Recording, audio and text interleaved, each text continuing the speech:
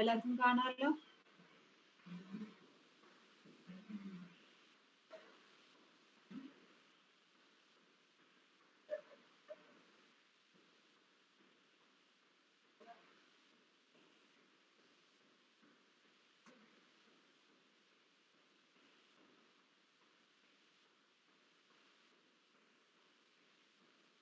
എല്ലാവർക്കും കാണാമല്ലോ അല്ലേ സ്ക്രീന്?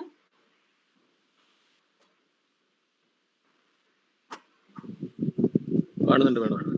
ഓക്കെ, എല്ലാവർക്കും കേൾക്കാമല്ലോ അല്ലെ? ഞാൻ മെസ്സേജ് കാണുന്നുണ്ടാവില്ല. നിങ്ങൾക്ക് എന്തെങ്കിലും ബുദ്ധിമുട്ടുണ്ടെങ്കിലും ഒന്ന് പറഞ്ഞാൽ മതി നിങ്ങൾ കേട്ടോ. ഇവിടെ എന്തായാലും റേഞ്ച് വേരി ചെയ്തുകൊണ്ടിരിക്കുന്നുണ്ട്, അതുകൊണ്ട് ഞാൻ പറഞ്ഞു.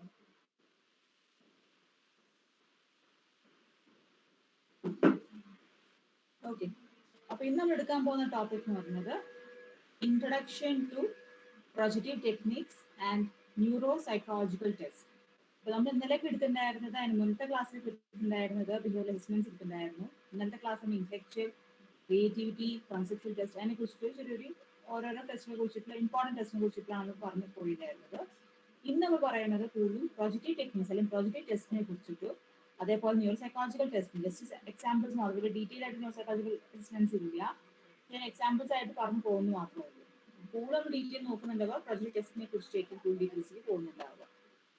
ഓക്കെ, സോ അതിൻ്റെ ഒരു ചെറിയൊരു ഇൻട്രോ പാർട്ടാണ് പ്രൊജക്റ്റീവ് ടെക്നിക്. പ്രൊജക്റ്റ് ടെസ്റ്റ് എന്ന് പറയുന്നത് അതിൻ്റെ അകത്ത് നമ്മൾ എന്താണ് മനസ്സിലാക്കിയിരിക്കേണ്ടത്, പ്രൊജക്റ്റ് ടെസ്റ്റിൻ്റെ അകത്ത് നിന്ന് ടെസ്റ്റ് ഉപയോഗിച്ചിട്ട് നമ്മൾ എന്താണ് ഫൈൻഡ് ഔട്ട് ചെയ്യുന്നത്, അതിൻ്റെ മെയിൻ തിയറി പാർട്ടും അതിൻ്റെ മെയിൻ പോയിന്റ്സ് ഒക്കെ പറയാം. ജസ്റ്റ് ഇൻട്രോ ആണ് ഞാൻ പറയുന്നത്. First actually helps you to understand your own attitudes and feelings. എൻ്റെ അതിനകത്ത് നമുക്ക് തുടക്കത്തിലെ ക്ലാസ്സിൽ പറഞ്ഞ പ്രൊജക്റ്റ് ടെക്നിക്സ് മെയിൻലി നമ്മുടെ needs, drives, your attitudes, feelings, conflicts ഒക്കെ മനസ്സിലാക്കാൻ വേണ്ടിയിട്ടാണ് നമ്മൾ പ്രൊജക്റ്റ് ടെസ്റ്റ് ചെയ്യുന്നത്. അതും കൂടുതൽ കോൺഷ്യസ് ആയിട്ടുള്ളതല്ല, അൺകോൺഷ്യസ്ലി ഉണ്ടാവുന്ന ഫീലിങ്സ് മനസ്സിലാക്കാനാണ് ഈ പ്രൊജക്റ്റ് ടെസ്റ്റ് മെയിൻലി യൂസ് ചെയ്യുന്നത്. ആ പ്രൊജക്റ്റ് ടെസ്റ്റിൽ നിന്ന് നമുക്ക് കൂടുതൽ പേഴ്സണാലിറ്റീസ്, ഓരോരുത്തരുടെ ആൾക്കാരും പേഴ്സണാലിറ്റീസ് നമുക്ക് മനസ്സിലാക്കി എടുക്കാൻ പറ്റും. പ്രൊജക്റ്റീവ് ടെക്നിക് ആക്ച്വലി ഇസ് അണ്ടർസ്റ്റാൻഡിന്റെ ഒരു പേഴ്സണാലിറ്റി ടെസ്റ്റ് ആയിട്ട് നമുക്ക് എടുക്കാവുന്നതാണ്. ഇതിൽ പ്രൊജക്റ്റീവ് ടെസ്റ്റിൽ കൂടുതൽ കൊടുക്കുന്ന ഫിഗേഴ്സ് ആണെങ്കിലും ഫോംസ് ആണെങ്കിലും ആംബിക്കസ് ആവാം, ഇനാംബിക്കസ് ആവാം. ചില നമുക്ക് കണ്ട പെട്ടെന്ന് ചിലത് നമുക്ക് മനസ്സിലാവില്ല. ആർട്ട് ഫോം ഒക്കെ ആണെങ്കിൽ പെട്ടെന്ന് എന്താണ് പിക്ചറിനും ഡിപിക്ട് ചെയ്യുന്നത് നമുക്ക് മനസ്സിലാവുണ്ടാവില്ല. ചില കറക്റ്റ് ആയിട്ടുള്ള പിക്ചേഴ്സ് ആയിട്ട് തന്നെ ആയിരിക്കും, പിക്ചേഴ്സ് ആയിട്ട് ഹ്യൂമൻ ഫിഗേഴ്സ് ആയിട്ട് കാണും, അല്ലെങ്കിൽ ആനിമൽ ഫിഗേഴ്സ് ആയിട്ട് നമുക്ക് കാണാൻ പറ്റണം. ഇതിന്റെ ബേസ് പറയുന്നത് നമ്മുടെ ഫ്രോയിഡ് തിയറി ആണ്. ഫ്രോയിഡ് തിയറി നമ്മുടെ സൈക്കോ ഡൈനാമിക് തിയറീസ് വെച്ചിട്ടുള്ളതാണ്. ഓക്കെ, ഡിഫൻസ് മെക്കാനിസംസ് ഒക്കെ വെച്ചിട്ടുണ്ട്. ഫ്രോയിഡിന്റെ ഡിഫൻസ് മെക്കാനിസം ഒക്കെ ഉപയോഗിച്ചിട്ടാണ്, അതേപോലെ തന്നെ നമ്മുടെ ഈഗോ മെക്കാനിസം ഒക്കെ ഉപയോഗിച്ചിട്ട് തന്നെയാണ് ആ തിയറി ബേസ് ചെയ്തിട്ടാണ് ഈ പറഞ്ഞ ടെസ്റ്റുകളൊക്കെ ഉണ്ടാക്കിയിട്ടുള്ളത്. അതേപോലെ തന്നെ മെയിൻ ആയിട്ടുള്ള പ്രൊജക്റ്റ് ടെസ്റ്റ് നമ്മുടെ ഫസ്റ്റ് ഫേമസ് ടെസ്റ്റ് നമുക്ക് എല്ലാവർക്കും പറഞ്ഞാണ് Rorschach. Rorschach is A projective test ആണ്. അതേപോലെ തിമാറ്റിക് എപ്പിസെപ്ഷൻ ടെസ്റ്റ് എന്ന് പറഞ്ഞിട്ടുണ്ട്, അത് TAT എന്ന് പറയും. അത് ഇതേപോലെ ഇമ്പോർട്ടൻ്റ് ആയിട്ടുള്ള പ്രൊജക്റ്റീവ് ടെസ്റ്റ് ആണ്. അതേപോലെ വേറൊരു പ്രൊജക്റ്റ് ടെസ്റ്റ് ആണ് വേർഡ് അസോസിയേഷൻ ടെസ്റ്റ്. അതിലൊക്കെ നമുക്ക് എന്തെങ്കിലും ക്ലൂസ് ഉണ്ടാവും, ഇതൊക്കെ ഇത് വേർഡ് ഫോമിലേക്ക് ഇത് കാണിക്കുന്നുണ്ടാവുക. അതൊരു വേർഡ് അസോസിയേഷൻ ടെസ്റ്റ് ആണ്. ഇറ്റ്സ് നോട്ട് പ്യുവർലി പ്രൊജക്റ്റ് എന്ന് പറയാൻ പറ്റും, സെമി സ്ട്രക്ചർഡ് ആയിട്ടുള്ള പ്രൊജക്റ്റ് ടെസ്റ്റ് ആണ്. പ്യുവർ ആയിട്ടുള്ള പ്രൊജക്റ്റ് ടെസ്റ്റ് എന്ന് വെച്ചാൽ നമ്മൾ ഫിഗേഴ്സ് കണ്ടിട്ട് അതിൽ നിന്ന് നമുക്ക് ഡിറ്റക്ട് ചെയ്തിട്ട് ക്യാൻ മേക്ക് എ സ്റ്റോറി, അല്ലെങ്കിൽ ഹാവ് ടു ടെൽ ഓർലി, ഇതൊക്കെ വരുന്നതാണ് കൂടുതൽ പ്രൊജക്റ്റീവ് എന്ന് പറയുന്നത്. നമ്മുടെ ഇന്നർ ഫീലിങ്സ് പ്രൊജക്ട് ചെയ്ത് കാണിക്കുന്നതാണ് ആ ഉദ്ദേശിച്ച പ്രൊജക്റ്റ് ടെസ്റ്റ് എന്ന് പറയുന്നത്. വേർഡ് അസോസിയേഷൻ കൂടുതലും നമ്മൾ എന്താ പറയുക, ക്ലൂസ് കൊടുത്തിട്ട് നമ്മൾ ആളുടെ നിന്ന് അവരെ ഇന്നർ ഫീലിങ്സ് മനസ്സിലാക്കി എടുക്കുക ചെയ്യുന്നത്. പിന്നത്തേത് എന്ന് പറയുന്നത് ഇതേപോലത്തെ അസോസിയേഷൻ. അപ്പൊ ഇതിലെ ഇന്റർപ്രിട്ടേഷൻസ് കുറച്ചും കൂടി സബ്ജക്റ്റീവ് ആവും. അത് ചിലതാണ് ക്വാണ്ടിഫൈ ചെയ്യാൻ പറ്റുന്നുണ്ട്, ചിലത് കൂടുതലും ക്വാളിറ്റി ബേസ് ചെയ്തിട്ടാണ് നമ്മൾ ഇതിനൊക്കെ സ്കോറിങ് വരുന്നത്. പിന്നത്തത് ഇതിലൊക്കെ അങ്ങനെ ടൈമും എന്നൊക്കെ പറയുന്നത് അത്ര ഇങ്ങനെ സ്ട്രക്ചർഡ് ആയിട്ട് ടൈം ഒന്നും ഇല്ല. It can be 1 hour, it can take 2 hours based on the client response ആണ്. അപ്പോൾ ഫസ്റ്റ് ഒരു ഈ പറഞ്ഞ ടെസ്റ്റുകൾ ബേസ് ചെയ്തിരിക്കുന്നത് based on the completion, based on the construction and based on expression. ഇതിപ്പോൾ ഒരു ടെസ്റ്റ് ബേസ് ചെയ്താൽ തന്നിരിക്കുന്നത് മാത്രം. അപ്പോൾ ഓരോ ടെസ്റ്റിനും ഓരോ തീം ബേസ്ഡാണ് കൊടുത്തിട്ടുണ്ടാവുക. അപ്പോൾ ഒന്നെങ്കിൽ വേർഡ് അസോസിയേഷൻ ടെസ്റ്റ് എന്നൊക്കെ പറയുന്നത് അതിൻ്റെ മെയിൻ തീം എന്ന് പറഞ്ഞാൽ അത് അസോസിയേറ്റ് ചെയ്തിട്ട് you have to make a sentence. അതാണ് വേർഡ് അസോസിയേഷൻ ടെസ്റ്റ് എന്ന് പറയുന്നത്. അപ്പൊ ഇതിലാണെങ്കിലും കംപ്ലീഷൻ ടെസ്റ്റ് ഉദ്ദേശിക്കുന്നത് ലൈക്ക് നമ്മുടെ sentence completion test it's also a semi structure project. Semi structured എന്ന് പറയുന്നത് ഫുൾ ആയിട്ട് നമ്മൾ ഫിഗർ ആയിട്ടുള്ള തരുന്നത് ഒരു ഫിൽ ദ ബ്ലാങ്ക്സ് ചെയ്യുന്ന പോലെയാണ്. ഒരുപാട് ഒരു ക്ലൂ നമുക്ക് തരുന്നുണ്ട്. ആ ക്ലൂ നമ്മൾ ഫുൾ ആക്കിയിട്ട് ഒരു എന്താ പറയുക സെന്റൻസ് ആക്കി എടുക്കുക ചെയ്യുന്നത്. അതാണ് അതാണ് അതിന്റെ മെയിൻ ഉദ്ദേശം. അപ്പൊ അത് അങ്ങനത്തെ മെയിൻ തിയറി ബേസ്ഡ് ആണ്, അല്ലെങ്കിൽ തീം ബേസ്ഡ് ആണ് കംപ്ലീഷൻ എന്ന് പറയുന്നത്. അതേപോലെ തന്നെ ഒരു കൺസ്ട്രക്ഷൻ ടെസ്റ്റ് ഉണ്ട്. ഓരോ ടെസ്റ്റും ഓരോ സംഗതിയിലാണ് മെഷർ ചെയ്യുന്നത്. കൺസ്ട്രക്ഷൻ ടെസ്റ്റ് ബേസ് ചെയ്തിരിക്കുന്നത് നമുക്ക് ഒരു ഒരു പിക്ചർ കാണിച്ചു തരും. ആ പിക്ചറിന് you have to make a story, you have to elaborate a story. അപ്പൊ ആ സ്റ്റോറിയിൽ ഇലാബറേറ്റ് വരുമ്പോൾ തന്നെ നമ്മുടെ ഫീലിങ്സും കാര്യങ്ങളും ഡ്രൈവ്സും മോട്ടീവ്സ് ഒക്കെ നമുക്ക് അതൊന്ന് മനസ്സിലാക്കി എടുക്കാൻ പറ്റും. അതാണ് കൺസ്ട്രക്ഷൻ ടെസ്റ്റ് എന്ന് പറയുന്നത്. Hello ma'am, excuse me ma'am. Ma'am പറയുന്നതൊക്കെ നന്നായിട്ട് മനസ്സിലാവുന്നുണ്ട്, നല്ല ക്ലാസ് ആണ്. പക്ഷെ സ്പീക്കർ എവിടെയോ വെച്ച് പറയുന്നത് പോലെ തന്നെ എല്ലാവർക്കും ഉണ്ട് ഈ ബുദ്ധിമുട്ട്. അപ്പൊ മാമിന്റെ പ്രോബ്ലം അല്ല, എന്നാലും എന്താ പറയാ, സ്പീക്കറിന്റെ എന്തോ ഒരു ബുദ്ധിമുട്ടുണ്ട്. ആർക്കും ഒരു ക്ലിയർ ഇല്ല. നല്ല ക്ലാസ് ആണ്, അതിലൊന്നും ഒരു കുഴപ്പമില്ല. പക്ഷെ ഒന്നും നമുക്ക് ഓഡിയോ കുറവാണ് മാഡം. ഞാൻ എവിടെ കൊണ്ടുപോയത് വെക്കുക. അല്ലാതെ റേഞ്ചിന്റെ ഒരു കംപ്ലൈന്റും ഇല്ല. റേഞ്ച് ഉണ്ടെങ്കിൽ ഇങ്ങനെ കട്ടായി പോകൂലേ, ഇതൊന്നുമില്ല. റേഞ്ചിന്റെ കംപ്ലൈന്റ് അല്ല, നിങ്ങൾ പറഞ്ഞ ഹെഡ്സെറ്റിന്റെ കുഴപ്പമാണെന്നാണോ പറയുന്നത്? അതാണെന്നാ തോന്നുന്നത്. അതായത് സ്പീക്കർ എവിടെയോ ദൂരെ വെച്ച് സംസാരിക്കുന്നത് പോലെ ഫീൽ ചെയ്യുന്നു. ഓഡിയോ മാത്രമേ പ്രശ്നമുള്ളൂ. ഓഡിയോ എന്നാ ഒരു മിനിറ്റ് ഞാൻ വേറെ സെറ്റ് എടുക്കാൻ നോക്കാം. ഒരു മിനിറ്റ് കേട്ടോ, ഞാൻ ജസ്റ്റ് ഒന്ന് സ്റ്റോപ്പ് ചെയ്യുന്നുണ്ട് തൽക്കാലത്തേക്ക്. Okay ma'am, thank you. Headset നോക്കട്ടെ ഞാൻ.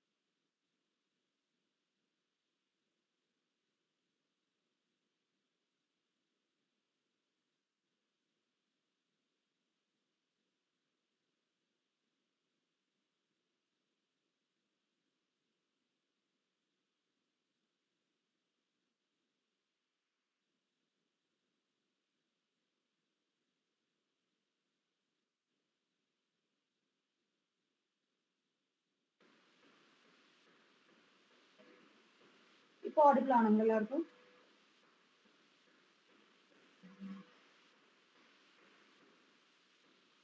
ഹലോ ഹലോ മാം, മൈക്രോഫോണിന്റെ മൈക്ക് ഒന്ന് അടുത്തേക്ക് പിടിച്ചാൽ കുറച്ച് ക്ലിയർ ആവും. ഇപ്പൊ ദൂരെ നിന്ന് സംസാരിക്കുന്ന മാതിരിയാ തോന്നുന്ന. ഇപ്പോഴും ഇപ്പോഴും അതെ, വളരെ ഡിസ്റ്റന്റ് ആയിട്ട് സംസാരിക്കുന്ന പോലെ.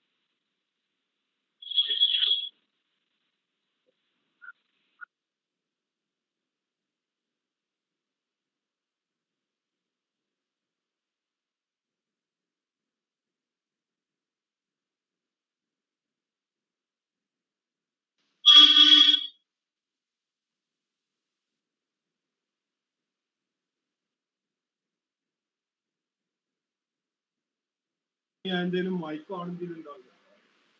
ഇപ്പൊ എല്ലാവർക്കും ഓഡിബിൾ ആണോ? ഹലോ, മൈക്ക് ഓൺ ചെയ്തിട്ടുണ്ടാവില്ല. മൈക്ക് ഓണില്ല. എസ് എന്നോട് പറയുന്നുണ്ട്. കേൾക്കുന്നില്ല. ഒരാൾ മാത്രം respond You can hear me. ചോദിച്ചു. മാം ഇപ്പോഴും വളരെ ദൂരത്ത് സംസാരിക്കുന്ന പോലെ ഉണ്ട്. ഹെഡ്സെറ്റ് ഒഴിവാക്കിയിട്ട് സംസാരിച്ചാൽ ചിലപ്പോൾ കുറച്ചും കൂടി ക്ലാരിറ്റി ഉണ്ടാവും. നേരത്തെക്കാട്ടും കുറച്ചും കൂടി ക്ലിയർ ആയിട്ടുണ്ട്.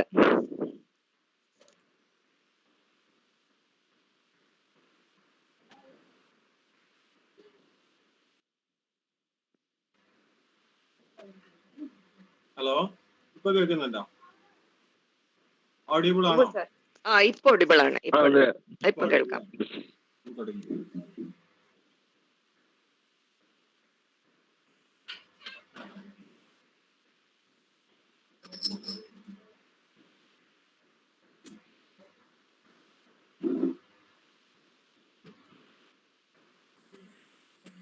Okay,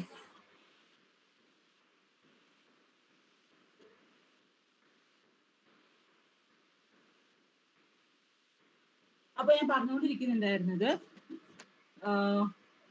completion test, construction test അല്ലേ. ഇപ്പൊ കൺസ്ട്രക്ഷൻ ഞാൻ പറഞ്ഞത് നമ്മൾ ഇതേപോലെ സ്റ്റോറീസ് കൺസ്ട്രക്ട് ചെയ്യുക എന്നുള്ളതാണ് അതിന്റെ മെയിൻ തീം എന്ന് പറയുന്നത്. ഓരോ ടെസ്റ്റും ആ തീം ബേസ്ഡ് ചെയ്യുന്നുണ്ടാവുക.